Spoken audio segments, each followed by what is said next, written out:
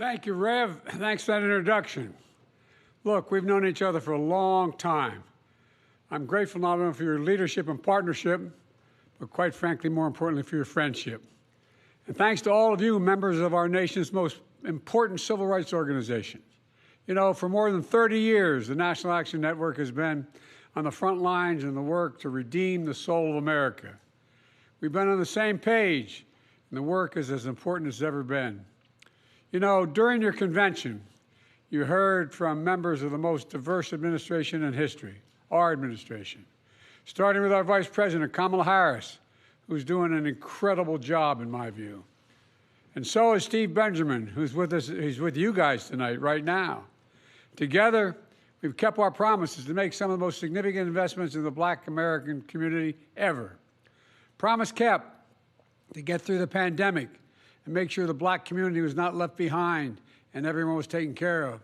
Put checks in pockets to cut Black child poverty in half. Promise kept to rebuild all of America, reconnecting Black communities that have been cut in half by interstate highway systems with jobs and opportunity as well. To ensure that every community has access to clean water and high-speed internet. Promise kept to protect and expand Obamacare, saving Black families $800 a year on their premiums. A promise kept to beat Big Pharma by giving Medicare the power to negotiate lower prescription drug prices, literally saving countless lives and underserved communities. For example, members of the Black community who need insulin now are only, because of their diabetes, now only have to pay $35 a month for insulin instead of $400 a month. And there's much more to come, by the way. A promise kept to invest an historic $7 billion in HBCUs, to relieve student debt for more than 4 million people so far, including a significant number of Black borrowers.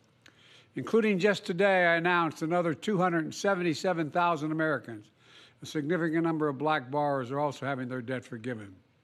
A promise kept to advance justice, the first Black woman on the Supreme Court, and more Black women confirmed for the Federal Circuit Court of Appeals than all previous presidents combined, every single one. Most important executive order on police reform, to ban chokeholds, greatly restrict no-knock warrants, advance effective and accountable community policing. A promise kept to sign the most significant gun safety law in decades, the first law making lynching a federal hate crime, keeping my promise that no one should be in federal prison for merely possessing marijuana.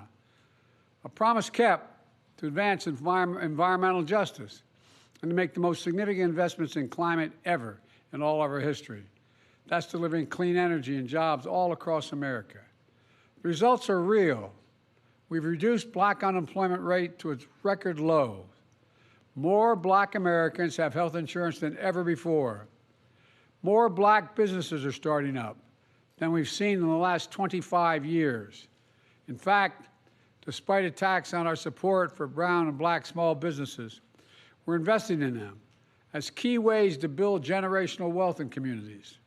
Today, I'm proud to announce that last year we awarded $76 billion in federal contracts to small disadvantaged businesses to level the playing field and close the racial wealth gap.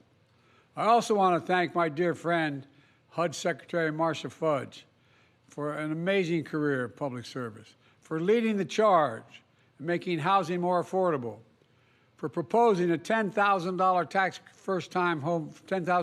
credit for first-time home buyers, to building more rental units to bring rents down than ever before. We've launched a major effort to root out bias in home appraisal process, so homes in Black communities are no longer undervalued compared to the same home in a white community. Thus far, we've eliminated that gap by 40%, and we're going to continue till it's even. Put it all together, Black wealth is up 60%, and the racial wealth gap is closed the most in 20 years. You know, I would argue this is transformational change. We know there's much more work to do.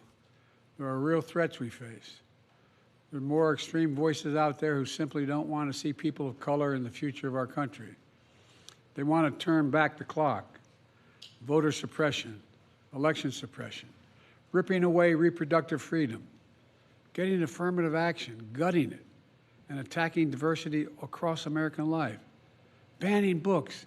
This is 2024, banning books, attempting to erase history, embracing political violence like what happened on January the 6th.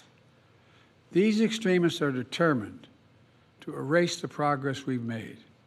But together we are determined to make history, not erase it. Make history, not erase it. Let me close with this, Rev. You know, we face a moment of choosing at a time when our very democracy is at stake. And that's not an exaggeration. Our democracy is at stake. One vision is propelled by anger, hate, revenge, and retribution. The other vision, our vision, your vision, of perseverance, progress, hope, and optimism, and everything the National Action Network stands for and embodies. Here's the future we can build together. I see in America where we defend democracy, we don't diminish it. I see America where, with your help, I signed the Freedom to Vote Act and the John Lewis Voting Rights Act into law, where I signed the George Floyd Justice and Policing Act into law, where we make Roe v. Wade the law of the land again, and we can do that. I see a future where we give hate no safe harbor, call out the poison of white supremacy. I see in America where the economy grows from the middle out and the bottom up, not the top down, and where the wealthy finally begin to pay their fair share of taxes, where working people finally have a fair shot with child care, elder care, paid leave. We're one of the only nations in the world that doesn't have paid leave. I see a future where we save the planet from a climate crisis and our country from gun violence. You know, my administration just yesterday expanded 2 days ago, expanded background checks. But that's not enough. We'll ban assault weapons, high-capacity magazines because we did it once, we got to do it again. We must get it done. And folks, I know we can do this. I've never been more optimistic about our future. You know, we just remember who we are. We're the United States of America. We've come out of every crisis stronger than we've gone into it. And there's nothing beyond our capacity when we act together. So let's keep acting together. I'm looking to you for help. I'm looking to you for leadership, and I hope you look to me for the same. God bless you all, and may God protect our troops. Thank you very much.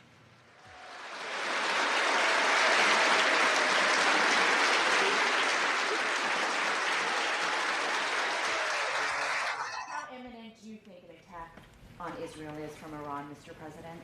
I want to get this secure information, but my expectation sooner than later. Mr. President, to Iran in this moment? Don't. Are American personnel and assets at risk, Mr. President? Mr. President, are American troops at risk as well? We are devoted to the defense of Israel. We will support Israel. We will help defend Israel, and Iran will not succeed. Thank you very much. What would trigger a direct U.S. response, sir,